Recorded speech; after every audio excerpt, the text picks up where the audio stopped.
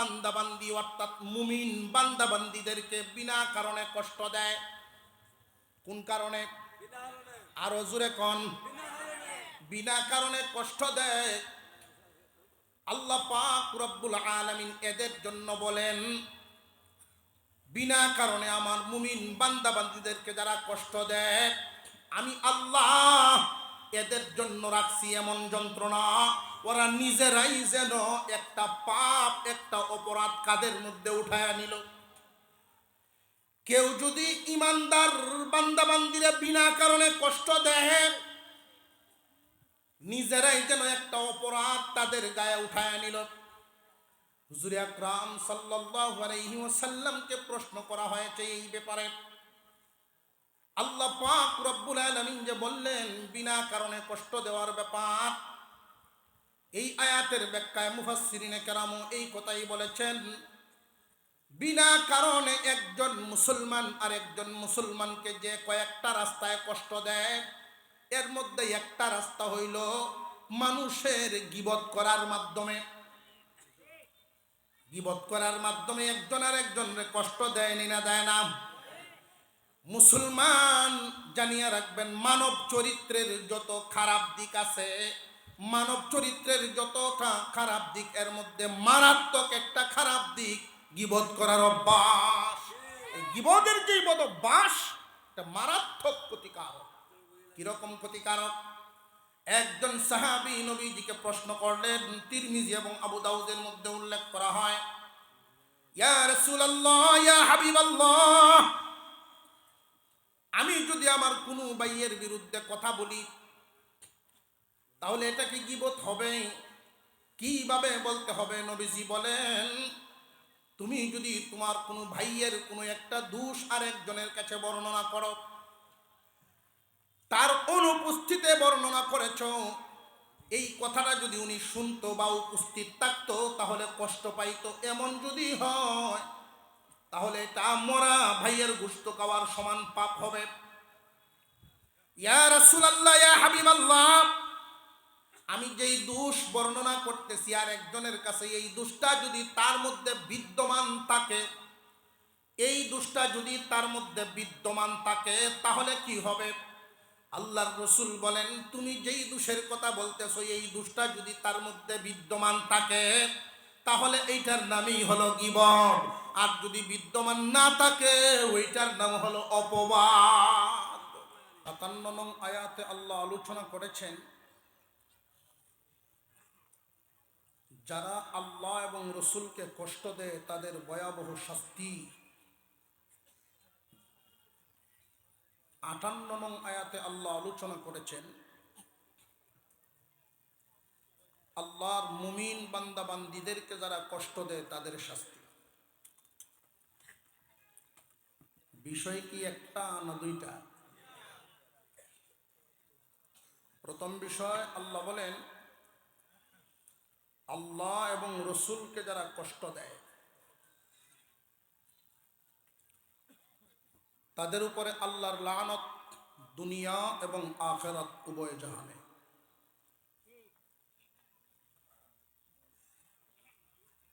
দুনিয়া এবং আখিরাতে এদের উপরে আল্লাহর অভিশাপ, আখিরাতে তাদের জন্য রয়েছে যন্ত্রণাদায়ক অপমানজনক শাস্তি।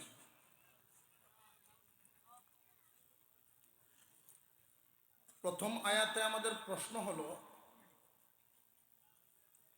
এমন কোন শক্তি আছে যে আল্লাহকে কষ্ট দেয়? এমন ক্ষমতা কার আছে আল্লাহকে আঘাত করে? প্রশ্নটা বুঝে আসছে কিনা?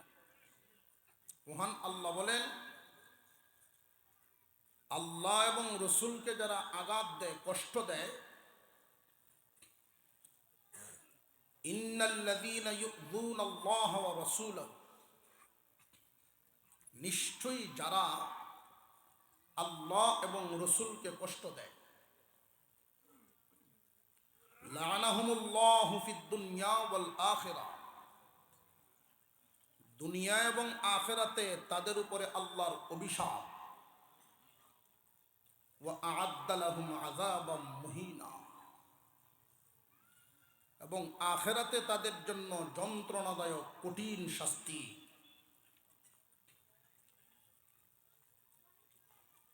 আল্লাহকে কষ্ট দেয় এমন ক্ষমতা দুনিয়াতে কার? এই প্রশ্নটা হইল আমাদের। মুসলমান ইমানদার ভাইরা আমার, হাদিসে কুদসির মধ্যে উল্লেখ করা হয়, এই জমিনে একজন মানুষ যখন শিরিক করে তখন আল্লাহ আঘাত পান, আল্লাহ কষ্ট পান।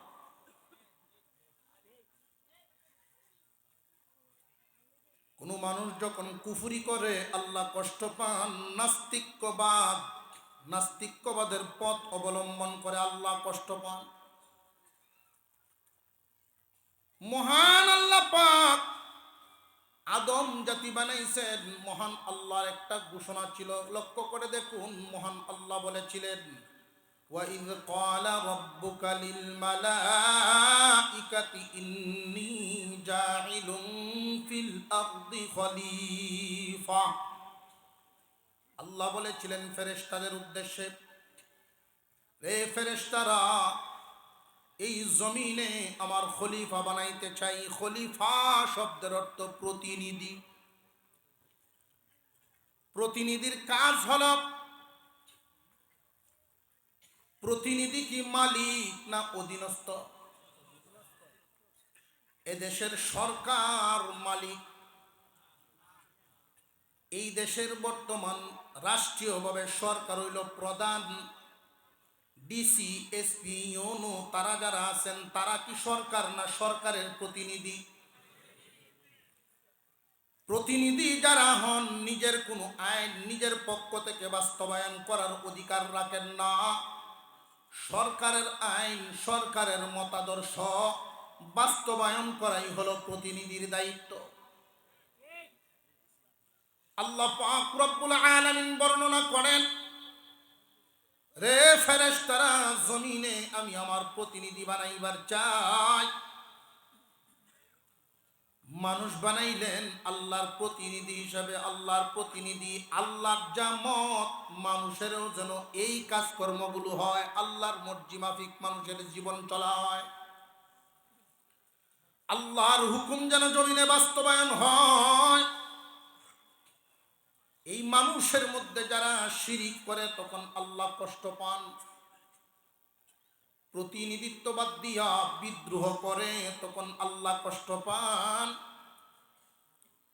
আল্লাহ বলেন, কাউকে সেজদা দিবা না, কিন্তু মানুষ মূর্তির সামনে সেজদা দেয়। আল্লাহর আইন বাস্তবায়ন হইল না আল্লাহর বিরুদ্ধে বিদ্রোহ হইল? জমিনে যারা কুফর করবে, শিরিক করবে, নাস্তিক্যবাদের পথ অবলম্বন করবে, আল্লাহ পাক রব্বুল আলামিন এদের কাজকর্ম, আচার আচরণে আল্লাহ কষ্ট পান। আল্লাহকে কষ্ট দেওয়ার অর্থ দুইটা জিনিস। এক নাম্বার হলো শিরিক, কুফর, নাস্তিক্যবাদের পথের মাধ্যমে আল্লাহকে কষ্ট দেওয়া হয়।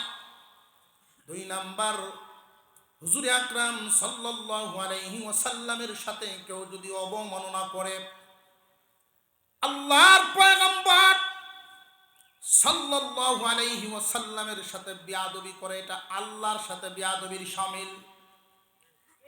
আল্লাহর নবীর অনুগত হওয়া আল্লাহর অনুগত হওয়ার শামিল। আল্লাহর নবীর সাথে বেয়াদবি করা, আল্লাহর নবীর নিন্দাবাদ করা, আল্লাহর সাথে বেয়াদবি আল্লাহর নিন্দাবাদ করার সমতুল্য। দুই পদ্ধতিতে আল্লাহকে কষ্ট দেওয়া হয়।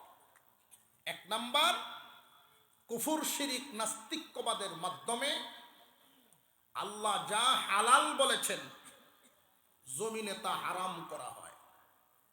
আর আল্লাহ যা হারাম করেছেন একদল মানুষ তা হালাল করার চেষ্টা আছে না নাই? এই মানুষগুলো আল্লাহকে কষ্ট দেয়। এদের প্রতি আল্লাহর লানত, আল্লাহর অভিশাপ। এক আয়াতের মধ্যে আল্লাহ পাক রব্বুল আলামিন একখান কথা বলেছেন, এই আয়াত খান আলোচনা করলে বিষয়টা আরো বুঝে আসবে। মহান আল্লাহ এক আয়াতের মধ্যে বলেন, কাইফা তাকফুরুনা বিল্লাহি ওয়া কুনতুম আমওয়াতান ফাআহইয়াকুম সুম্মা ইউমীতুকুম সুম্মা ইউহয়ীকুম সুম্মা ইলাইহি তুরজাউন।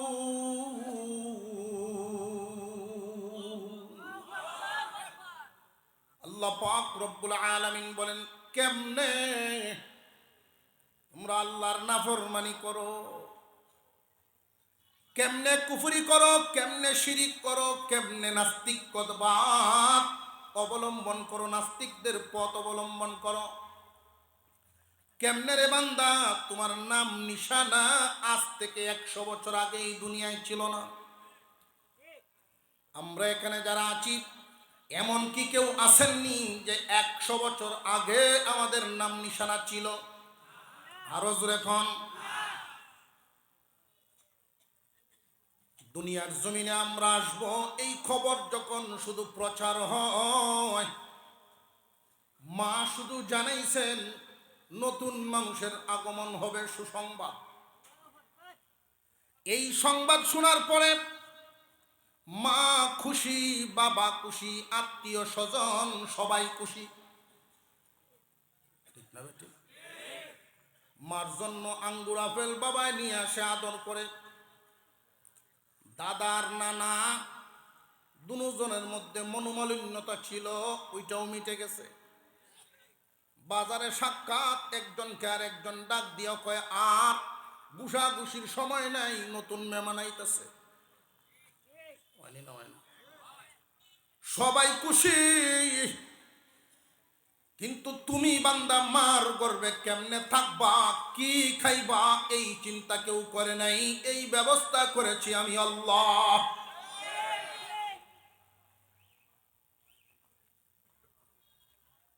কেমনে তোমরা কুফরি করো, এই অর্থটা যদি বুঝা লাগে, একটা উদাহরণ দাও। আপনাদের এই শায়েস্তাগঞ্জ নতুন বাজার মোড়ে ছোট একটা বাচ্চার কান্নার আওয়াজ শুনে মানুষ জমা হয়েছে। এই বাচ্চা তার ঠিকানাও বলতে পারে না, ঠিক মতো নামও বলতে পারে না, এত ছোট, শুধু কান্দে আর কান্দে। যুগটাও এমন সোশ্যাল মিডিয়া না প্রচার করে দিব, এমনও যুগ ছিল না, ছিল না। এই বাচ্চার উপায় কি, কই দিবে, কাকে দিবে, তার ঠিকানাই বা কই? অবশেষে এলাকাবাসী সিদ্ধান্ত নিল, যে কোনো একজন ভালো মানুষের জিম্মাদারিতে বাচ্চাটা দেওয়া হোক। ভালো একজন মানুষের জিম্মাদারিতে দেওয়া হলো, ভালো মনের মানুষ। উনি এই বাচ্চাটাকে নিজের সন্তানের চেয়েও আদর করে মানুষ করছে। বাজারে ব্যবসা প্রতিষ্ঠা করে দিল, তারে সুশিক্ষা দিয়ে বড় করলো, ব্যবসায়ী বানাইলো, বিয়ে শাদী করায়া পরিবার গড়ে দিল। ভালো মনের মানুষটার অবদান তার পিছনে কম না অনেক? এখন যদি এই ছেলেটা এই ভালো মনের মানুষটার বিরোধিতা করে, তাহলে এলাকাবাসী কি বলা বলি করবো, যে এত নিমক হারাম কেমনে হয় মানুষ? আর একটু জোরে কর। এই কেমনেটার অর্থ হইল এরকম। আল্লাহ বলেন, কেমনে নাফরমানিটা করো তুমি? তুমি যখন মার গর্ভে ছিলা, কেউ চিন্তা করে নাই আমি আল্লাহ তোমার থাকার খাওয়ার ব্যবস্থা করছি। বান্দা, পৃথিবীর জমিনে তুমি আসো নাই, তুমি আসার আগেই তোমার সব ব্যবস্থা আমি করে রাখছি। রে দুনিয়ার মানুষ, অবিবাহিত একটা মেয়ের কাছে ছোট একটা বাচ্চা যখন উঠায় দেওয়া হয়, লক্ষ্য করে দেখবেন বিয়ে হয় নাই, এমন একটা মেয়ের কুলে যদি ছোট বাচ্চায় পেশাব করে দেয়, সাথে সাথে বাচ্চাটা ফেলে দিতে চায়। সহ্য হয় না, তার ধৈর্য ধারণ করতে পারে না, সহ্য করতে পারে না। 1 বছর পরেই যখন এই মেয়েটার বিয়ে হয়ে যায়, বছর ঘুরে তার কুলে আল্লাহ সন্তান দান করেন।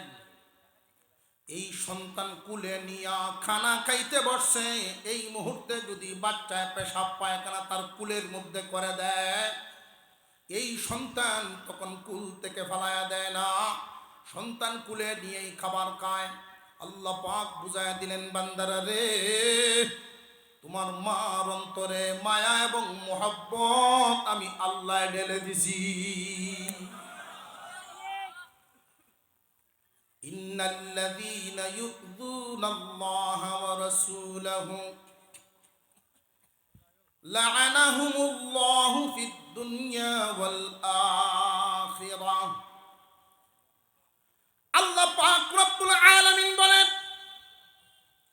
যারা আল্লাহ এবং রসুলকে কষ্ট দেয়, আল্লাহ এবং রসুলকে কষ্ট দেওয়ার অর্থ হলো আল্লাহকে অমান্য করা, কুফরি করা, শিরিক করা, নাস্তিক্যবাদ অবলম্বন করা, এটা হলো আল্লাহকে কষ্ট দেওয়া। রসুলের তরিকার বিরুদ্ধে কেউ যদি অবমাননাকর কথা বলে, দাড়িকে নিয়ে টিটকারি মাস্কারি করে, সুন্নতি পোশাককে নিয়ে টিটকারি মাস্কারি করে, মহান আল্লাহ তাতেও কষ্ট পান। কারণ রসুল কষ্ট পাইলে, রসুল কষ্ট পাওয়ার আগে আল্লাহ কষ্ট পান। মহান আল্লাহ পাক রব্বুল আলামিন আল্লাহ এবং রসুলকে কষ্ট দেওয়া লোকগুলোর ব্যাপারে ঘোষণা দেন, উলাইকা কাল আনআম বাল হুম আদাল্লু উলাইকা হুমুল গাফিলুন। যে সমস্ত মানুষগুলো আল্লাহ এবং রসুলকে কষ্ট দেয়, কিসের মাধ্যমে? কুফরি করার মাধ্যমে, শিরিক করার মাধ্যমে, নাস্তিক্যবাদের মাধ্যমে, হুজুর সাল্লাল্লাহু আলাইহি ওয়াসাল্লামের সুন্নতের বিরোধিতা করার মাধ্যমে, আল্লাহর রসুলের আদর্শের বিরোধিতা করার মাধ্যমে আল্লাহ এবং রসুলকে যারা কষ্ট দেয়, আল্লাহ রব্বুল আলামিন এদের ব্যাপারে কুরআনুল কারীমে ঘোষণা দেন, ও দুনিয়ার মানুষ, যদিও দেখা যায় ওরা তোমাদের সমাজেই বসবাস করে, ওরা তোমাদের সাথে উঠা বসা করে, তোমাদের সাথে জীবন যাপন করে, দুনিয়ার জমিনে ভালো সম্মান নিয়ে, মর্যাদা নিয়ে বসবাস করে, তোমরা জানিয়া রাখবা, আমি আল্লাহর ঘোষণা, যদিও তোমাদের নজরে ওরা দেখতে মানুষের মতো দেখা যায়, আমি আল্লাহ ঘোষণা দিলাম, উলাইকা কাল আনআম, ওরা চতুষ্পদ জানোয়ারের মতো, বরং এর চেয়ে আরো নিকৃষ্ট। হোক না শিক্ষিত যদি নাস্তিক হয়, হোক না শিক্ষিত যদি মুশরিক হয়, হোক না শিক্ষিত যদি বিধর্মী হয়, খ্রিস্টান ইহুদিরা আল্লাহর সন্তান সাব্যস্ত করার মাধ্যমে আল্লাহকে কষ্ট দেয় শিরিক করিয়া।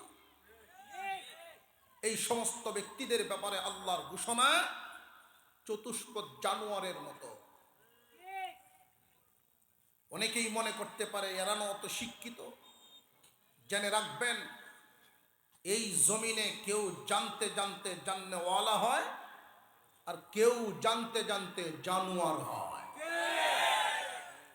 জানতে জানতে জাননেওয়ালা কারা, আর জানতে জানতে জানোয়ার কারা?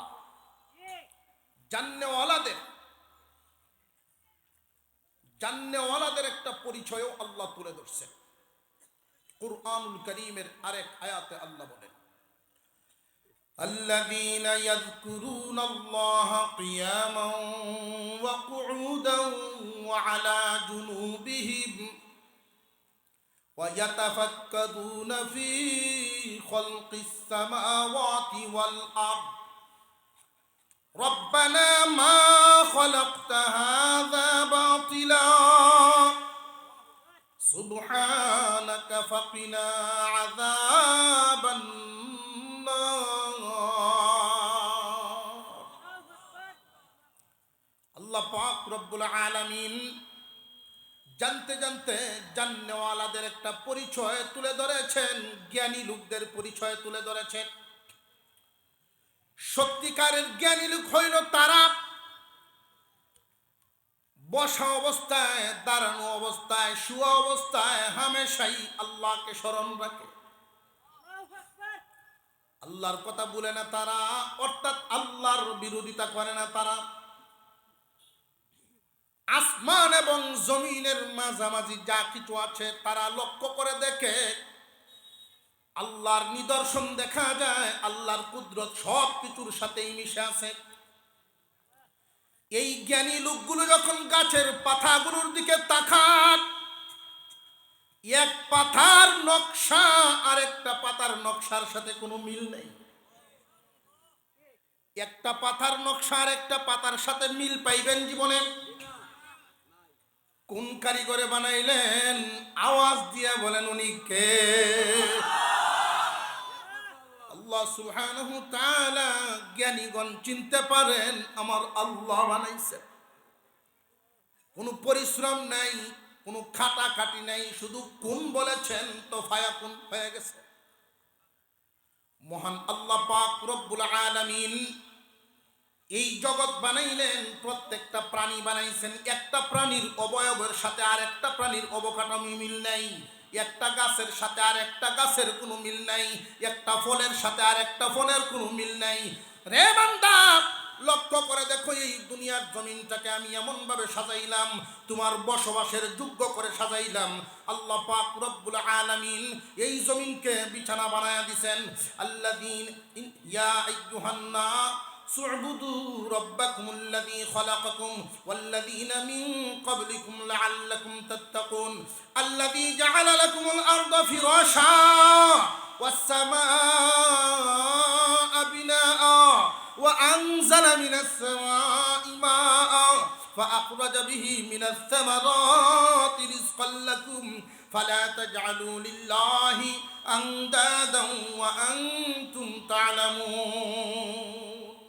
আল্লাহ বলেন, এই জমিনটারে আমি বিছানা বানাইলাম। বিছানা, বিছানা কেন বললেন? বিছানা হলো আরামের জায়গা।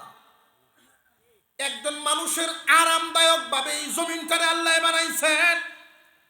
দুনিয়ার মানুষ এই জমিনকে আল্লাহ এত শক্ত করেন নাই যে তোমরা হাল চাষ করতে পারবা না, প্রয়োজনে একটা খুঁটা গাড়তে পারবা না, এমন শক্ত তিনি করেন নাই। আর এত নরমও করেন নাই যে হাঁটিয়া চললে পা দেবে যাবে, ট্রাক ভর্তি মাল নিয়ে গেলে ট্রাক দেবে যাবে, 100 তলা বিল্ডিং বানাইলে নিয়ে দইসা যাইব, এমন নরমও করেন নাই। মহান আল্লাহ পাক রব্বুল আলামিন এই জমিনটারে এত সুন্দর করে তোমার বসবাসের উপযোগী করে বানায়া রাখছেন। আসমান থেকে বৃষ্টি বর্ষণ করেন, বৃষ্টির পানি দিয়ে জমিনটারে তিনি সজীব করার জন্য জমিনকে উপযুক্ত করেন। এই জমিন থেকে তোমার জন্য শাক সবজি গাছ এগুলো বের করে আল্লাহ পাক রব্বুল আলামিন এত নিয়ামত দিলেন, এরপরেও তুমি আল্লাহ বলে যাও।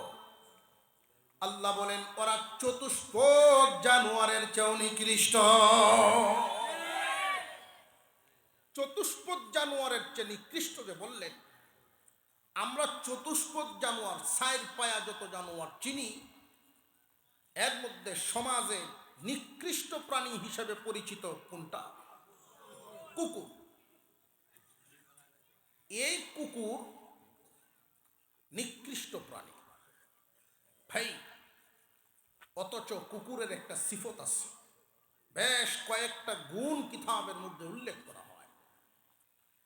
একটা গুণ যদি মানুষের মধ্যে আসে, তখন এই মানুষটা আল্লাহর ওলি হয়ে যেতে পারে। হইতামনি? এর মধ্যে একটা গুণ হইল মালিককে খুব শ্রদ্ধা করা, মালিককে মানা, প্রভুভক্ত। বাড়িওয়ালা তার জন্য আলাদা কোনো বিছানার ব্যবস্থা করে না, কুকুরের জন্য আলাদা কোনো ঘর বানায় না।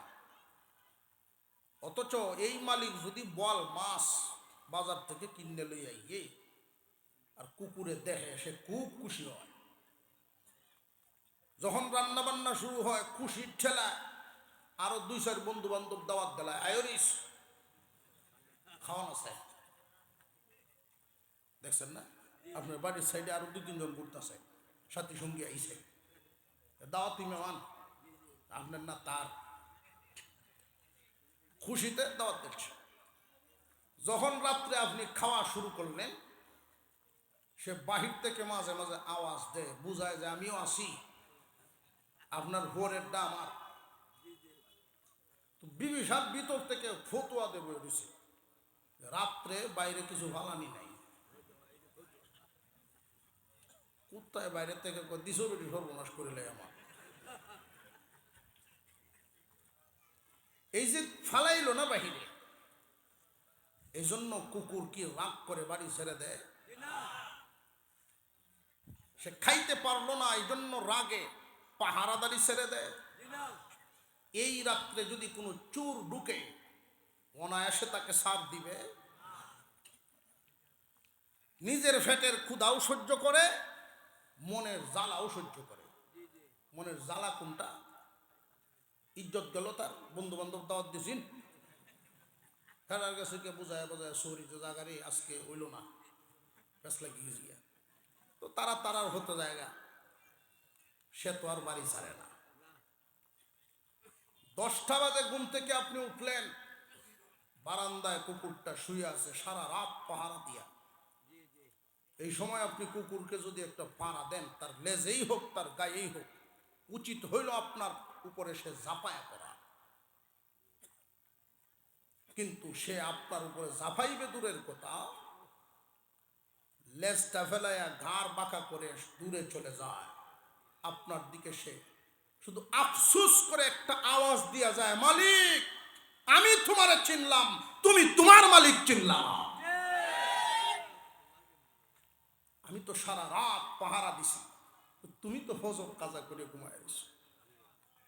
মালিকে তোমারে বল মাছ খাওয়াইলো, তুমি ফজর পড়ো নাই, আর আমি কাটার আশায় ছিলাম, কাটাও পাই নাই, এরপরেও পাহারাদারি ছাড়ি নাই। এই বাধ্য একটা প্রাণী কুকুর, এই কুকুরের এই সিফতটা যদি মানুষের মধ্যে চলে আসে, মানুষ যুগ শ্রেষ্ঠ ওলি হয়ে যাবে। এই কুকুরকে আমরা নিকৃষ্ট বলি কেন? যে তার মধ্যে 3টা দোষ আছে। এই 3টা দোষ তার মধ্যে থাকার কারণেই আমরা নিকৃষ্ট প্রাণী হিসেবে তাকে সাব্যস্ত করি। 1 নাম্বার দোষ হইল সে নাপাক থাকতে পছন্দ করে। কি পাক? নাপাক। দেখবেন সে যখন পেশাব করে, যদি ধুলাবালুর উপরে তার পেশাব শুরু হয়ে যায়, তখন তো আর সিডা ফুডায়ের গায়ে পড়তো না। এই সময় পেশাব অর্ধেক রাস্তার থামায় দিব, ফুল পেশাব করতো না। তার পেশাবের তৃপ্তি আইব তখন, সিডা ফাটা তার শৈল্য ফিরিয়ে আইব যখন। এর আগ পর্যন্ত পুরা পেশাব করতো না, একটু পেশাব করে আগে বুঝবো শৈল্য আইয়েনি। আমরা ভুল করছেন বিষয়গুলো, আগে লক্ষ্য করবো শরীরে আসে কিনা। যদি দেহের দিকে না আসে, তার শৈল্য না করে পেশাব থামায় দিবে, আবার সামনে গিয়ে আরেকটা জায়গার দাও করবো। যতক্ষণ সিডা ফাটা গাছের জোর, পাথর, ওয়াল, এই শক্ত জায়গার পেশাব যখন করে সিটটা শৈল্য করে, তার শরীর নাফাক হতে, নাফাকি তার পছন্দ, নাফাক তার। আফসুসের সাথে বলা লাগে মানুষ আশরাফুল মাখলুকাত। অনেকরে যদি বলা হয় আসেন ভাই নামাজটা করি, হুজুর কাপড়ের হালত ভালো না। তুমি না আশরাফুল মাখলুকাত? কুকুর নাপাক থাকতে পছন্দ করে, তুমি কি পছন্দ করলা? তাহলে তোমার খাসলত আর তার খাসলতের মধ্যে বেশ কম রইল। আরেকটা দোষ হইল তার, সে নির্লজ্জ, বেহায়া। প্রাণীকে আল্লাহ তাআলা সৃষ্টিগতভাবে লজ্জাস্থান দেখার উপকরণ দিয়েছেন। লেজ, লজ্জাস্থান ডাকে রাখে। মুরগির লেজ নাই, হাঁসের লেজ নাই, পশম দিয়েই ঢাকা। জোরে কর। অন্যান্য প্রাণীর লেজের মাধ্যমে লজ্জাস্থান ডেকে রাখা। ছাগলের লেজ লম্বা না কুকুরের লেজ? ছাগলের লেজ 4 আঙ্গুল, এরপরে ওটা কে রাখে, ঠিক না বেটি?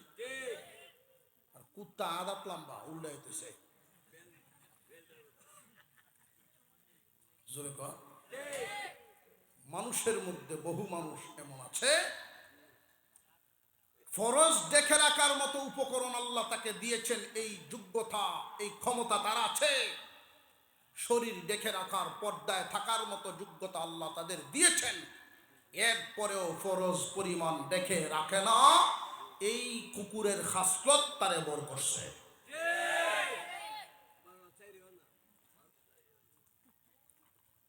পুরুষের জন্য দায়মি ফরজ, দায়মি ফরজ 2টা। সর্বদা ঈমানের হালতে থাকা, নাভির উপর থেকে হাঁটুর নিচ পর্যন্ত হামেশা ঢেকে রাখা। অনেক মানুষ প্যান্ট পরে নাভির নিচে, আছে না নাই? আমি এমনও দেখতেছি আমাদের ইয়ং জেনারেশন প্যান্ট পরতেছে ইদানি। তোমাদেরকে কোন কালচারে পায়া বসলো? প্যান্ট এত টানা টানে, আদা ভাষা উদা, উপরের গেঞ্জি দে ডাকে, গেঞ্জি দে ডাকন লাগে, প্যান্টে না। হুজুর এটার হাইটই কম। হাইট কম, তুমি এদের পিছনে যাও কেন? তোমার কি এটা বুঝে আসে না? এই পোশাকটা মুসলমানদের পোশাক না, এই পোশাকটা ইহুদি খ্রিস্টানদের পোশাক। যাও কেন? ওই পোশাকটা বানাই সেই নির্লজ্জ বানানোর জন্য। সামনেদের টুকরা টাকরা নাই। আমি প্রথম যখন এই প্যান্ট দেখছি, আমি ভাবছি তার মনে হয় টাকা পয়সা নাই, অভাবে। হুজুর 3 প্যান্টের সমান এটার দাম। আশ্চর্য ব্যাপার, কোন রুচি? তখন আমার বুঝে আইছে এই লোকদেরকে কুকুরের যেই খাসলাত, কুকুরের যেই রুচি, এই রুচি বর করছে। উলঙ্গ করে ছাড়বে জাতি। ইহুদি খ্রিস্টানদেরকে যারা ফলো করবে, উলঙ্গ করে ছাড়বে। জেনে রাখবা, আল্লাহ আমাদেরকে ইজ্জত দিয়েছেন, ইমানদারের ঘরে জন্ম দিয়েছেন, আখিরি জামানার পয়গম্বরের উম্মত বানিয়েছেন, আমাদের কোরআন সুন্নাহ আমাদের রাস্তা দিয়েছেন। যদি তুমি ভুল করে স্লিপ কাটো, তাহলে তোমার এই দুনিয়া এবং আখিরাত উভয় জাহান বরবাদ হয়ে যাবে।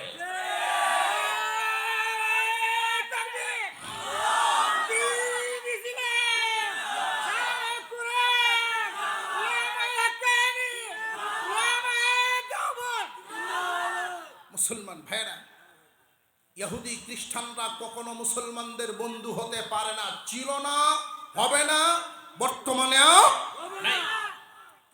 ছিল না, নাই, হবেও না। এটা আল্লাহ কোরআনে বলে দিয়েছেন।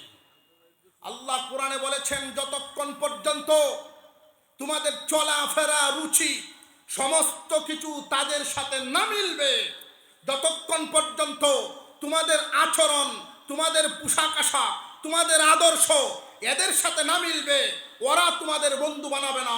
সাবধান, জিন্দেগি ভর এই কথা মনে রাখবা। এটা কোরআনে আল্লাহ নাজিল করে দিয়েছেন। ইহুদি খ্রিস্টানরা হামেশাই ছিল, বর্তমানেও আছে, ভবিষ্যতেও থাকবে। ইসলামের শত্রু, ইসলামের বন্ধু হতে পারে না, সব সময় ইসলামের শত্রু। মুসলমান ভাইরা, এটা কুকুরের খাসলত, সাবধান। আমি বিশেষ করে যুবক ভাইদেরকে উদ্দেশ্য করে বলি, তোমার রসুলের আদর্শ কত সুন্দর, তোমার রসুলের আদর্শ, তোমার নবীর কত সুন্দর আদর্শ, ভদ্র আদর্শ। জেনে রাখবা যুবক, তুমি যাকে ফলো করতে চাও তারা নবীর আদর্শ না, তোমার রসুলের আদর্শ তুমি ফলো করো, তোমাকে অন্যরা ফলো করবে। যেই দিন আমিনা হালিমাতুস সাদিয়ার কুলে উঠায় দিয়েছিলেন আপনার আমার পয়গম্বরকে, শিশু মুহাম্মদুর রাসূলুল্লাহ সাল্লাল্লাহু আলাইহি ওয়াসাল্লামকে কুলে নিয়ে হালিমাতুস সাদিয়া একটা উট, স্বামী স্ত্রী দুইজন উটের উপরে সওয়ার হইছেন। প্রথমে স্বামী সামনে, স্ত্রী বসছেন পিছনে। আশ্চর্য ব্যাপার, উট সামনের দিকে কদম বাড়ায় না, আবার আসন পরিবর্তন করে হালিমাতুস সাদিয়া আপনার আমার শিশুর নবীকে নিয়ে যখন সামনে বসছেন, তখন উটের গতি আগের চাইতে দ্বিগুণ বেড়ে গেছে। ঐতিহাসিকগণ বলেন, জানিয়া রাখো নবীর উম্মত, আখিরি জামানার পয়গম্বরের উম্মতরা জানিয়া রাখো, হালিমাতুস সাদিয়া কুলে নিয়ে সামনে বসার কারণে উটের গতি শুধু বেড়ে যায় নাই, এখান থেকে শিক্ষা হলো কিয়ামত পর্যন্ত যেই মানুষটাই মুহাম্মদুর রাসূলুল্লাহ সাল্লাল্লাহু আলাইহি ওয়াসাল্লামের আদর্শকে তার জীবনের সামনে রাখতে পারবে, জীবন চলার সময় তার সামনে সামনে নবীজির আদর্শ রাখবে, তার চলাচল অন্যদের চাইতে গতিবিধি বাড়িয়া যাইব, অন্যদের চাইতে ভিন্ন হবে। হুজুর সাল্লাল্লাহু আলাইহি ওয়াসাল্লামের তরিকা সব সময় অবমাননার মধ্যে থাকে। লক্ষ্য করে দেখবেন, যারা ইসলাম বিরোধী কোনো সময় টুপিরে সম্মান দিবে না, দাড়িকে সম্মান দিবে না, জানিয়া রাখবেন ওরা আল্লাহ এবং রসুলকে কষ্ট দেয়, চতুষ্পদ জানোয়ারের চেয়েও ওরা নিকৃষ্ট। কুকুরের 3 নাম্বার খাসলতটা বলছিলাম, হারাম খাইতে পছন্দ করে। কি খাইতে? হারাম। এক জায়গায় ছোট বাচ্চার পায়খানা, এক জায়গায় আপনি গুস্ততে বাত মাখায় দিচ্ছেন, আপনার বাড়ির কুকুর আইছে, এই মুহূর্তে আপনি লক্ষ্য করে দেখবেন এই গুস্ত বাত থইয়া এই কুকুর যাইব পায়খানা তাকে, কারণ এই সেন্ট এর বড় পছন্দ। কথা বুঝে আসতেছে? মানুষের মধ্যে কিছু মানুষ এরকম খাসলত পাইছে, হালালের চাইতে হারামে মনে করে আরাম। কথা বুঝে আসতেছে? যখন তুমি দেখবা হারামের চাইতে হালালের চাইতে হারামে আরাম লাগে, বুঝবা তোমার ইমানে রোগ ধরেছে। শীতকালে কেউ যদি কয় ফ্যান চান, সুস্থ না অসুখ? বৈশাখ আষাঢ় মাস, বৈশাখ জ্যৈষ্ঠ মাস পুরা গরম, এই টাইমে যদি একটু হোমলি দিলাম, শরীর কাঁপতাছে, তাহলে সুস্থ না অসুস্থ? হারামে যদি তুমি মুমিন হইয়া আরাম পাও, বুঝবা তোমার ইমান অসুস্থ। পচা গান্দা নাপাক খাবার শুকুর এবং কুকুরের, মানুষের না। পচা গান্দা নাপাক খাবার মানুষের জন্য না, কুকুর শুকুরের জন্য। কুকুর শুকুরে পচা গান্দা খাবার খায়া মোটা তাজা হবে, মানুষে খাইলে ধ্বংস হইব। যদি দেখা যায় তুমি মুমিন হইয়া হারামে আরাম পাও, তাহলে ইমানের হালত বালা না। সত্যিকারের একজন ইমানদার হারামে কখনো আরাম পাইতে পারে না, হারামে কখনো আরাম মিলতে পারে না। কুকুরের খাসলত, ওরা যত শিক্ষিত আল্লাহ এবং রসুলের বিরুদ্ধে যদি অবস্থান নেয়, কুফর শিরিক নাস্তিক্যবাদের পক্ষে যারা থাকবে, নাস্তিক্যবাদের পক্ষে যারা কথা বলবে, অবস্থান নিবে, হালালকে যারা হারাম এবং হারামকে যারা হালাল করতে চাইবে, আল্লাহর আইনের বিরোধিতা করতে চাইবে, দেখতে যদি ওরা মানুষের মতো দেখা যায়, জেনে রাখবেন আল্লাহর ঘোষণা, ওরা চতুষ্পদ জানোয়ারের চেয়েও নিকৃষ্ট। ওরা আল্লাহ এবং রসুলকে কষ্ট দেয়, এদের জন্য আল্লাহ কিয়ামতের দিন আযাবের ব্যবস্থা রাখছেন। দুনিয়াতে আল্লাহর অভিশাপ, ওরা কোনো জায়গায় সত্যিকারের সম্মান পাবে না, শান্তি এদের মনের ভিতরে মিলবে না। দেহে শান্তি পাইতে পারে, মনের ভিতরে জ্বালা থাকবো, চোখের সামনে বিবি অন্যদের সাথে চলবে, এইটাই তার জিন্দিগির কুত্তাকুত্তির জিন্দিগি করব। আল্লাহর অভিশাপে অভিশপ্ত হবে। দুনিয়ার থেকে যখন বিদায় হবে, আল্লাহ এদের জন্য শাস্তির ব্যবস্থা রাখছেন। কি? মহান আল্লাহ কুরআনুল কারীমের ভিতরে ঘোষণা দিয়ে রাখছেন, কিয়ামতের কঠিন ময়দানে ওই মানুষগুলো আগুনে পুড়তে পুড়তে যখন চিৎকার করে বলবে পানি দাও, আল্লাহ পাক রব্বুল আলামিন ওই দিন ফেরেশতাদেরকে বলবেন পানি তো আর দেওয়া হবে না। আগুনের তাপের কারণে ওর গা থেকে যেই পরিমাণ ঘাম ঝরেছে, ওই ঘাম এক জায়গায় জমা, আগুনের বেদ দিয়ে আঘাত করার কারণে রক্ত বেঁধেছে। এই রক্ত ঘামের সাথে গিয়া মিশ্রিত হয়ে জমা, আঘাতপ্রাপ্ত জায়গা থেকে যখন পুজ নির্গত হবে, এই পুজ এক জায়গায় গিয়া জমা। মুসলমান ইমানদার ভাইরা আমার, অনেকেই মনে মনে ভাবতে পারে এই 3.5 হাত বডিতে রক্ত পুজ পানি হইলি আর কি হবে। না, জাহান্নামের ভিতরে একজন পাপিষ্টের বডি এমন থাকবে না, বিশাল আকৃতি ধারণ করবে।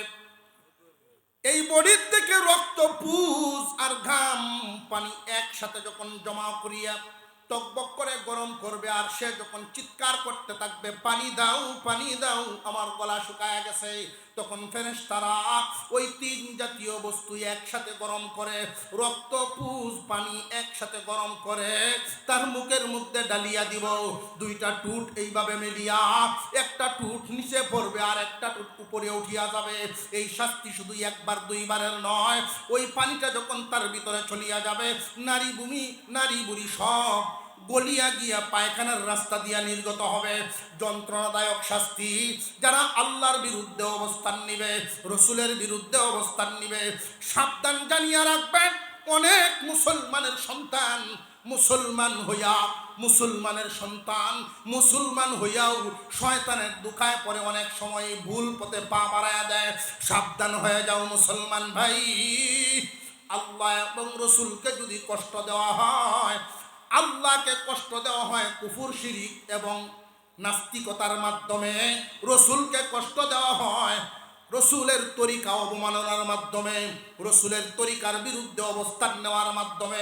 কেউ যদি এই অবস্থায় তুমি পৌঁছিয়া যাও, তোমার ঈমান থাকবে না, তুমি নামে মুসলমান থাকবা, দুনিয়ার থেকে বিদায় হওয়ার সময় ঈমান হারা হইয়া মরবা, আর ওই শাস্তি তোমার জন্য অপেক্ষা করব। খুব সাবধান। আল্লাহ এবং রসুলকে যারা কষ্ট দিবে, এদের জন্য থাকবে এই শাস্তি। এটা হলো 57 নং আয়াতের এতটুকুন আলোচনা। এবার 58 নং আয়াতে আল্লাহ পাক রব্বুল আলামিন আরেক আলোচনা করেছেন। মহান আল্লাহ বলেন, ইন্নাল্লাযীনা ইউযুনাল্লাহা ওয়া রাসূলাহু লা'আনাহুমুল্লাহু ফিদ দুনিয়া ওয়াল আখিরাহ ওয়া আ'আদ্দা লাহুম আযাবাম মুহিনা ওয়াল্লাযীনা ইউযুনাল মুমিনিনা ওয়াল মুমিনাত বিগাইরি মাকতাসাবু ফাকাদ ইহতামালু বুহতানান ওয়া ইসমান মুবিনা। 58 নং আয়াতে বলেন, ও দুনিয়ার মানুষ, যারা আমার ইমানদার বান্দাবান্দি অর্থাৎ মুমিন বান্দাবান্দিদেরকে বিনা কারণে কষ্ট দেয়। কোন কারণে? আরো জোরে কোন। বিনা কারণে কষ্ট দেয়। আল্লাহ পাক রব্বুল আলামিন এদের জন্য বলেন, বিনা কারণে আমার মুমিন বান্দাবান্দিদেরকে যারা কষ্ট দেয়, আমি আল্লাহ এদের জন্য রাখছি এমন যন্ত্রণা, ওরা নিজেরাই যেন একটা পাপ, একটা অপরাধ কাদের মধ্যে উঠায়া নিল। কেউ যদি ইমানদার বান্দাবান্দিরা বিনা কারণে কষ্ট দেয়, নিজেরাই যেন একটা অপরাধ তাদের গায়ে উঠায়া নিল। হুজুর আকরাম সাল্লাল্লাহু আলাইহি ওয়াসাল্লামকে প্রশ্ন করা হয়েছে এই ব্যাপারে। আল্লাহ পাক রব্বুল আলামিন যে বললেন বিনা কারণে কষ্ট দেওয়ার ব্যাপার, এই আয়াতের ব্যাখ্যায় মুফাসসিরিনে কেরামও এই কথাই বলেছেন। বিনা কারণে একজন মুসলমান আর একজন মুসলমানকে যে কয়েকটা রাস্তায় কষ্ট দেয়, এর মধ্যে একটা রাস্তা হইল মানুষের গীবত করার মাধ্যমে।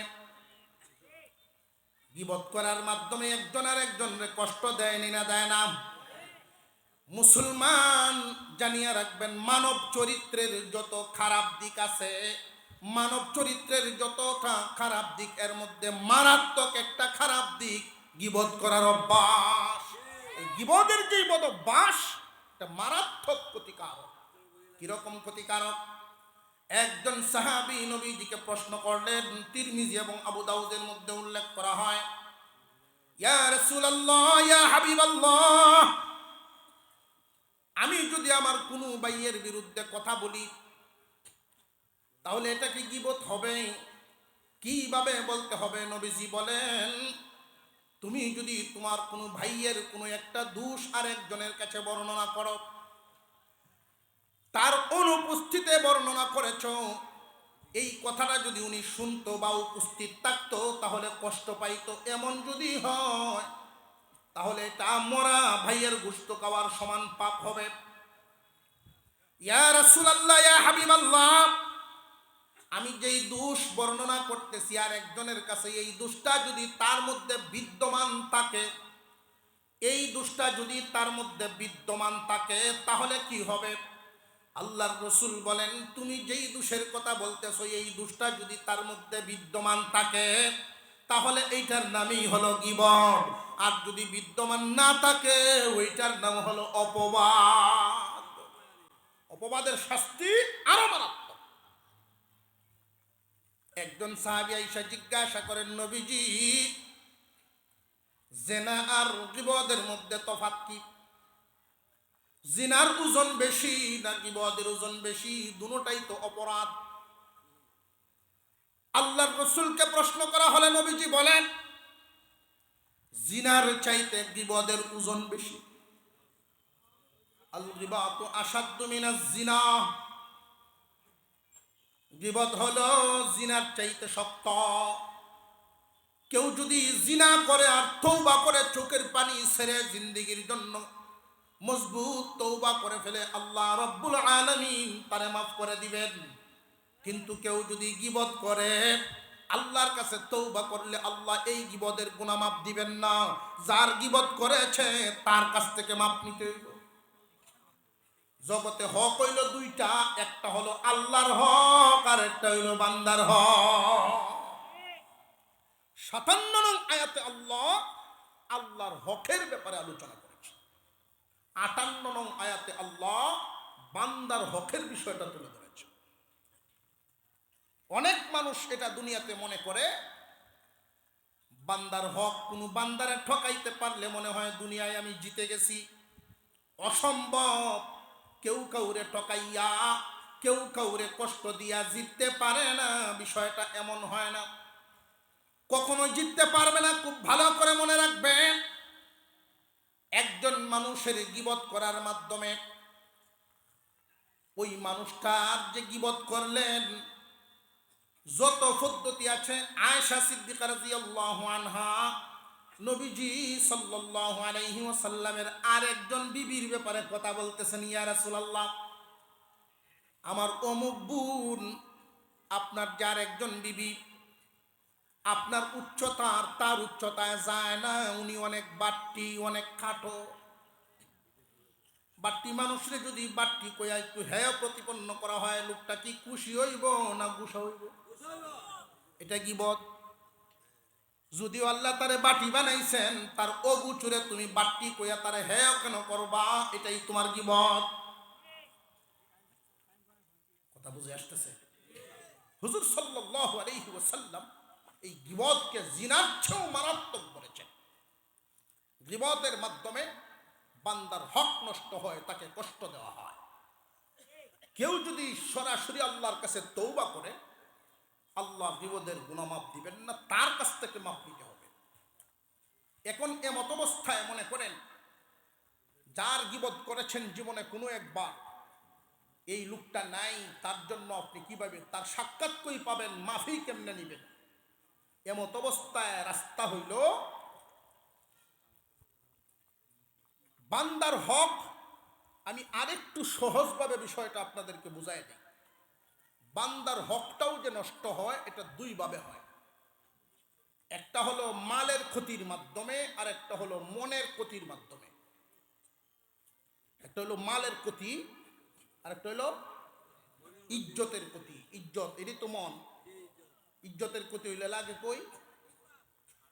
কই লাগে? মন।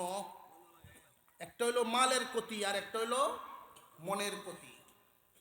কেউ যদি কারোর মালের ক্ষতি করেন, খুতবায় একখান হাদিস তিলাওয়াত করেছিলাম, আল্লাহর রাসূল বলেন, قال النبي صلى الله عليه وسلم إن كانت له مظلمة لأخيه من عرضه أو شيء فليتحلله منه اليوم قبل أن لا يكون دينار ولا درهم إن كان له عمل صالح أخذ منه بقدر مظلمته وإن لم يكن له عمل صالح أخذت من سيئات صاحبه فحمل عليه. আল্লাহর নবী বলেন, রে আমার মায়ার বান্দারা, ওই দিনটা আসার আগেই দুনিয়ার মামলা দুনিয়ায় শেষ করিয়া যাইও।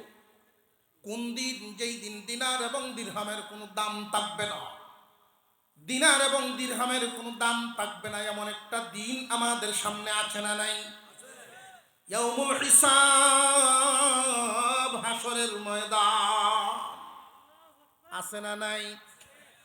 এই দুনিয়ার জমিনে একজনের ইজ্জত আপনি মারতে পারবেন, গায়বী মামলা দিয়ে সাজা কাটাইতে পারবেন। বিগাইরি মাকতাসাবু, এর অর্থ হলো মুমিন বান্দা বান্দির অপরাধ নাই কিন্তু সাজা দিছ, অপরাধ নাই কষ্ট দিছ, আছে না নাই? এমন আমার কাছে দোয়া চাইছে, সম্পর্কে উনি লাগে আমার মামা, আমি আলেম হওয়াতে উনি আমারে ডাকে মামা। দোয়া চাইতেছে, মামা একটু দোয়া করবেন। কি এর দোয়া বেটা? আমার বিরুদ্ধে পুলিশ মারা মামলা হয়েছে, এই কাম করতে গেলে কেন বাবা? আমি হুজুর মারছি না, আমি সিল্লাত আসলাম। তুমি সিল্লাত আসলাম, তোমার নামে হইল কেমনে? দুই দলের ছেলেরা মারামারি করছে, পুলিশ গেছে ফিরাইতে। ওইখানে পুলিশরা এমন ভাবে মার খাইছে, খুব বেশি আহত হয়েছে। ওসি সব খুব খেপছেন, চার্জশিট তৈরি করছেন, এফআইআর রেডি। এমপি সব নিজেকে উপস্থিত হইয়া বলতেছেন, আমার লোকদের নাম কাটেন, এই লোকটিরে জেলও নিলে হুস্টার টাঙ্গাইব গেলা। কথা বলেন না বেটা, হুস্টার টানাইব কেটা? তাহলে আমি এই লোক পাইমু কই? এমপি সব বুদ্ধি দেন যে মদকুর গাঞ্জাখুর নেশাখুর যা আছে এটিরে দিয়ে দেন। এলাকার গণ্যমান্য ব্যক্তিদেরকে ডাকায় আনছে যে আপনার এলাকায় মদকুর গাঞ্জাখুর কেটা কেটা আছে, নাম দিতে যায়। গণ্যমান্য জঘন্য সবখানেই আছে। এরা কয় মাফ করবেন, এই মদকুর গাঞ্জাখুরের নাম দেওয়ান যেত না, দিয়া থানাতে বাইরে হইলে আমার উপরে হামলা করবো। এর চাইতে এক দুজন বালা মানুষের নাম দেওয়া যায়। বালা মানুষের নাম কোনটা? সিল্লাত যিনি আছে এটা, এটা সিল্লাতে আয়া তার বাড়িতে গেছে, বাবা যে আপনি বলে আমার নাম দিয়ে আইসই, এটা কি কামটা করলেন আপনি? আমার মতো মানুষের আপনি পুলিশ মামলা দিলাই, কি কামটা করলেন? বেটা কই মিয়া, টুপি পাঞ্জাবি লাগাইছো, দাড়ি রাখছো, তখন এই অবস্থায় যদি তুমি রাগ দেখাও, আমরা মতো মানুষ কিতা করবো? কথা বুঝে আসতেছে? এটা কি দাড়ি টুপিরে সম্মান দিয়ে কইলো না কুসা দিয়ে কইলো? ওরা হই দলের লোক, চিনতে পারছেন? আল্লাহ এবং রসুলকে যারা কষ্ট দেয় সেই দলের লোক। আল্লাহ এবং রসুলকে কষ্ট দেওয়া লোক বাম পথ, আল্লাহ এবং রসুলের পক্ষে জীবন দেওয়ালু ডান পথ। দুই দল। বান্দার হক একটা হইল মালের, আর একটা হইল মনের। কেউ যদি কারোর মাল নষ্ট করে, খুব ভালো করে জেনে রাখবেন, কিয়ামতের দিন আল্লাহ পাক রব্বুল আলামিন বিচার কার্য যখন কায়েম করবেন, তিনি হবেন জজ। সাক্ষীর কোনো প্রয়োজন নাই। এই দুনিয়ার আদালত সাক্ষী হয় যেমন, বিচার হয় তেমন। সাক্ষী কি মিথ্যা দিল নাকি সত্য দিল, জজের তা দেখার ব্যাপার নয়। সাক্ষীর উপর নির্ভর করেই তো বিচার হয়ে যায়। মুসলমান ভাইরা আমার, ওই দিন আল্লাহ কোন সাক্ষী নিবেন না। মহান আল্লাহ কোরআনে বলেন, ওয়াকাফা বিল্লাহি শাহীদা। সাক্ষীর জন্য আল্লাহ নিজেই যথেষ্ট। আল্লাহ আপনাকে এইভাবে জিজ্ঞাসা করবেন না যে তুই এই কাম করছিলা নাকি করছিলা না, এইভাবে জিগাইবেন না। বান্দারে তুমি কি নামাজ পড়ছিলা নি না নামাজ পড়ছিলা না, এইভাবে জিগাইবেন না। ডাইরেক্ট জিজ্ঞাসা করবেন, কেন নামাজ পড়লে না, কেন এই অপরাধ করছিলে, এইভাবে জিগাইবেন। কারণ আল্লাহ সব দেখেন নি না দেখেন না। খুব সাবধান, কিয়ামতের দিন ওই আদালতে আল্লাহ যখন জজ, আল্লাহ নিজে যখন বিচারক, একদল মানুষ পাহাড় পরিমাণ নেকি নিয়ে আল্লাহর সামনে হাজির হবে।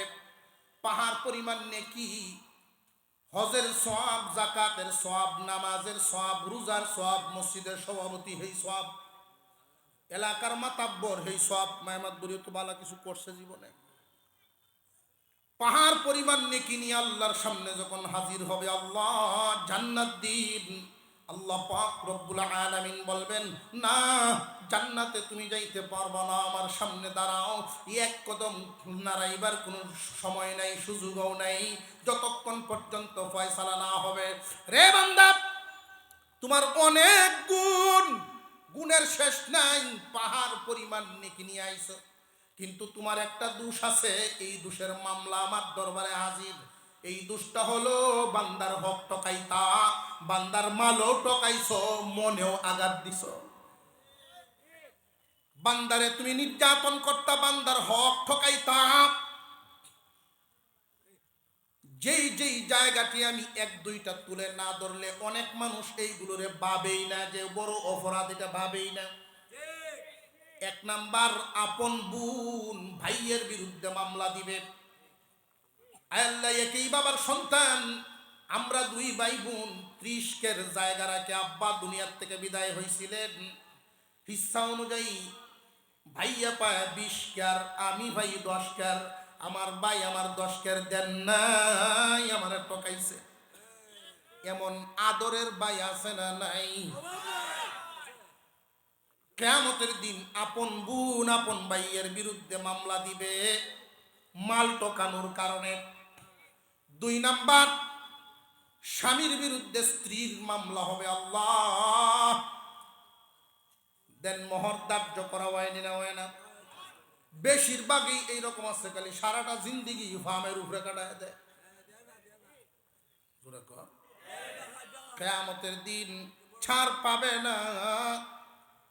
আফসুসের সাথে একটা কথা বলতে হয়, যেটা শুরুতে বলছিলাম, আমাদের দেশের বেশিরভাগ বিয়া হয় বেদাত তরিকায়।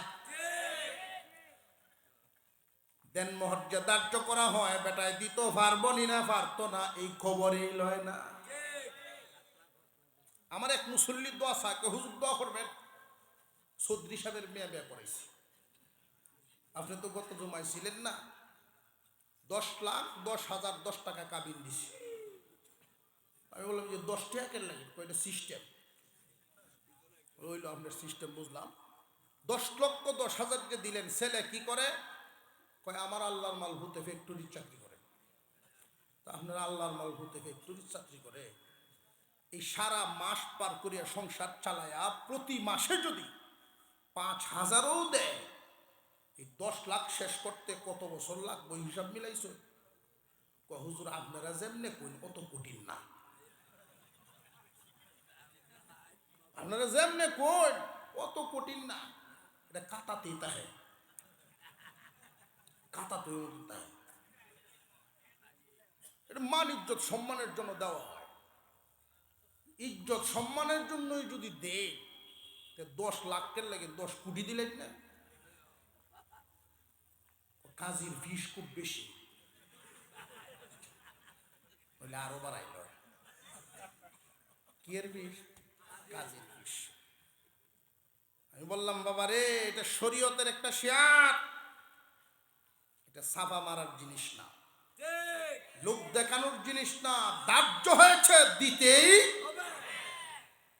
কতগুলো মানুষের সামনে আজকে 3,20,000 না, আজকে 3,25,000, এতগুলো মানুষের সামনে ছাপা মারে ভোট পাইব, সব সাক্ষী হাসরের মাঠে। মহিলার যদি বিচার ধার্য করে আমরা সব সাক্ষী। কথা বুঝে আসতেছে? এখন ছাপা মারার জিনিস না। অভাবের সময় কাতিমের সেদিন 2 কেজি চাউল দিয়ে দিয়েছে বউয়ে বাজারও, বেচ্চা পেঁয়াজ তেল আদা মরিচ সব মিল করে আনবা, লাস্টে আমার লাগিন 4টে ভান আইন বাজারও নিয়ে 2 কেজি চাল বেচছে। নতুন বিয়াই আছে, রাস্তার দেখা হয়ে গেছে চাউল মলো বিয়াই, এই অভাবের সময় চাল মলে কিনা লাগিয়ে গেছে নাকি? কয় কোন কি আপনি কোন কি? 2 মণ চাউল আনছিলাম বাজারও, আমি গৃহস্থ কি ছুটো নাকি? 2 মণ চাউল আনছিলাম বাজারও, আরো মন 6 বেসন যাইব না, তাহলে তো আপনি সত্য গিরস। এটা কি আসল কথা না সাফা? আনছে কয় কেজি? কয় এখন 2 মণ।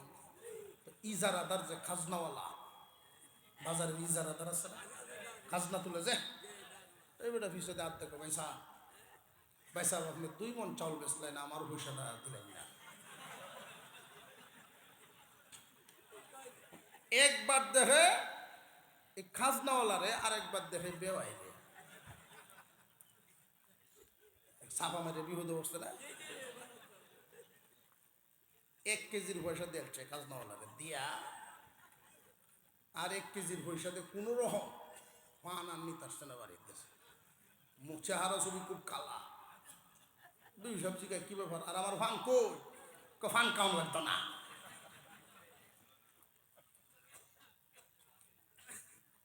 এই দুর্দশা কেন? ছাপা মাই দিয়া। সব জায়গা চাপা চলে না, আল্লাহর সামনে ঠিকই দিয়ে দিতে হবে।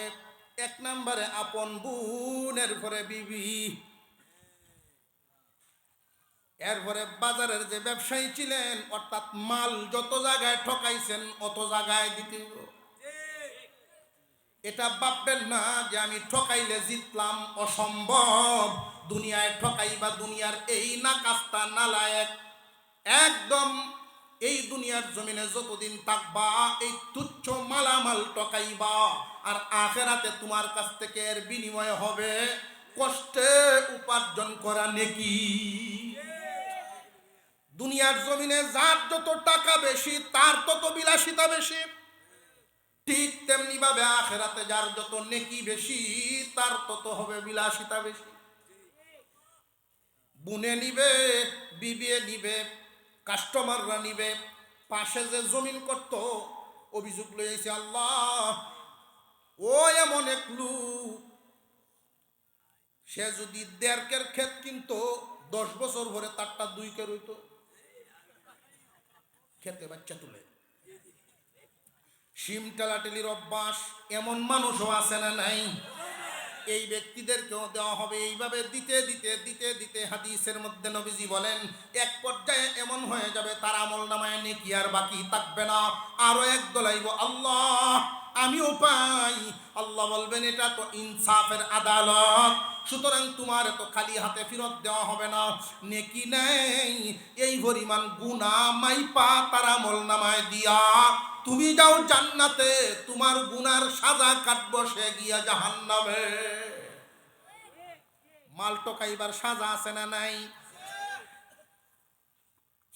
والذين يؤذون الله والذين يؤذون المؤمنين والمؤمنات بغير ما اكتسبوا فقد احتملوا বুঝা গারো তুললে লইলা বান্দারে ঠকাইলা মানে বুঝা তোমার গারো তুমি বুঝা তুলছো জিত নাই বুঝা তুলছো। 2 নাম্বার আরেকটা হইল বিনা কারণে মুমিন বান্দা বান্দিরে কষ্ট দেওয়া, মনে অপরাধ করে নাই খামাখা পয়সা দিয়া সম্পর্কের কারণে সাক্ষী বাউ করিয়া দিয়া দিছে মামলা। এমন মানুষ আছে না নাই? তুমি সুযোগ পাইছো অন্যায়ভাবে মামলা দিয়েছ, এই দুনিয়ার জমিনে তুমি একজন রাজা আসামি বানাইলা। দুনিয়া তো কষ্ট হইলেও তার পার হবে, কিন্তু বান্দারে কিয়ামতের দিন তুমি কিন্তু আসামি হইবা। বিনা কারণে কাউরে তুমি আসামি বানাইছো, কিয়ামতের দিন তুমি নিজে আসামি হইবা। বিনা কারণে কারোর মনে আঘাত দিয়েছ, তার মধ্যে এই দোষ নাই, এই দোষটা তুমি ছড়ায়া দিছো। মনের ভিতরে আঘাত পাইব, দোষ নাই, দোষ ছড়ায়া দিছো, তারে তুমি কষ্ট দিলা, কিয়ামতের দিন তোমার নেকি নষ্ট হইব। গীবত করলা, তার মধ্যে দোষটা আছে, এমন দোষও যদি ছড়াও, সে মনে মনে কষ্ট পাইয়া তোমার বিরুদ্ধে কিয়ামতের দিন আদালত কায়েম হইব। খুব সাবধান। আল্লাহর রাসূল মেরাজ থেকে এসে বলেন, আমি একদল মানুষকে দেখেছি এমন হালত, নখগুলো ছিল তামা দিয়া তৈরি। কি দিয়া তৈরি? তামার নখ। তামা দিয়া নখ বানাইছেন। আল্লাহর পয়গম্বর বলেন, আমি দেখলাম ওরা এই তামার নখ দিয়া মুখের উপরে আসর দেয়, বুকের উপরে আছর দেয়, এই বস্তু নিজে খায়, মুখের উপরে আসর দেয়, বুকের উপরে আসর দেয়। এই বিকৃত অবস্থা তাদের চেহারা আবার পূরণ হয়, আবার খামচা দেয়, পচা গোস্ত এদের সামনে দেওয়া হয়, এগুলো চিরে চিরে খায় আর চিৎকার করে। আল্লাহর পয়গম্বর বলেন, জিবরাইল এই মানুষগুলো কারা? জিবরাইল আমিন বলেন, ইয়া রাসূলুল্লাহ, আপনার উম্মতের একদল বদনসিব, ওরা আরেক ভাইয়ের গীবত করত, ওই মানুষগুলোর সাজা হইল এই। খুব সাবধান, গীবতকারীর সাজা। যারা গীবত করবে, সাজা তাদের উপরে তারা নিজেরাই বহন করলো, নিজেরাই এই সাজা উঠায় নিল। খুব সাবধান। মানুষের মনে কষ্ট দিয়া কেউ কোনোদিন শান্তি পাইতে পারে না। আপনি যারে কষ্ট দিবেন যেই পরিমাণ, আপনার জন্য ব্যবস্থাও থাকবে এর চাইতে আরো বেশি পরিমাণ। আরেকটা পদ্ধতি আমি বইলেই আমার আলোচনা শেষ। আরেকটা পদ্ধতিতে মানুষ কষ্ট দেয়, গীবত, শিকায়েত, এগুলো তো বললাম। আরেকটা হইল মানুষের মনে কষ্ট দেয় চটায়া। ছটানো বলতে, এক এক এলাকায় দেখবেন কিছু কিছু মানুষ এরকম থাকে, তার একটা শব্দ বললে সে খুব রাগ হয়। এরকম আছে না নাই? যেমন আমার জানা মতে একজন লোকের, মুরব্বী মানুষ, তারে যদি কেউ কইতো বাংলা লিংসিম, বাংলা লিংসিম কইলে খুব শিখতে যেত। এরকম মানুষ আছে না? গুনার কাজ। এই কাজটা কি? মূর্খতা, গুনার কাজ, ঠাট্টা বিদ্রুপ, কথা বুঝে, টিটকারি দেওয়া। এই আঞ্চলিক ভাষায় আপনি বুঝাই দিলেন কি করা, এটা গুনার কাজ। ইস্তেমাত গেছে এই লোক, মুরব্বী মানুষ, নেটওয়ার্কে তো প্রবলেম, বেশি মানুষ একত্রিত, তো আর একজন দুষ্ট লোক দূর থেকে দেখায় দিছে, এই যে মুরব্বী মানুষটা দাঁড়ানো, ওনার কাছে গিয়ে জিগায় বাংলা লিংসিম নিয়ে আসে।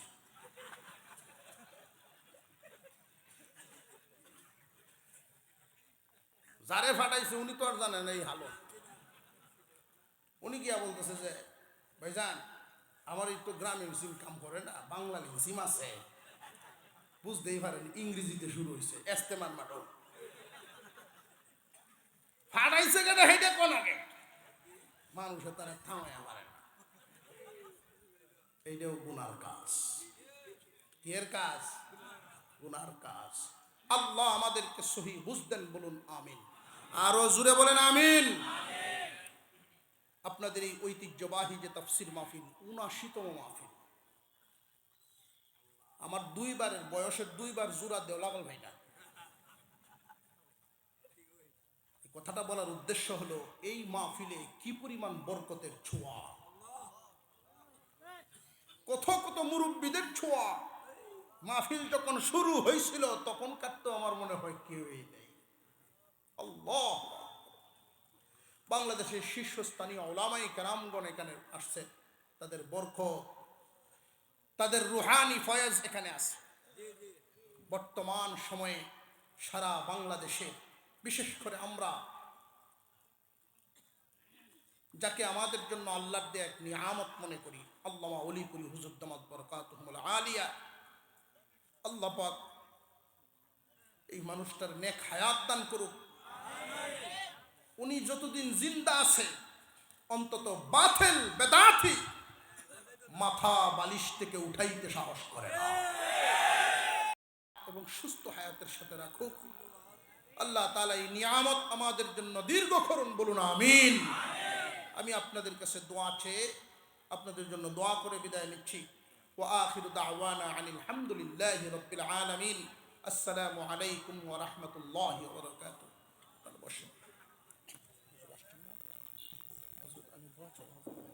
আলহামদুলিল্লাহ, এখনই মুনাজ্জিরে জামানের বয়ান হবে ইনশাআল্লাহ।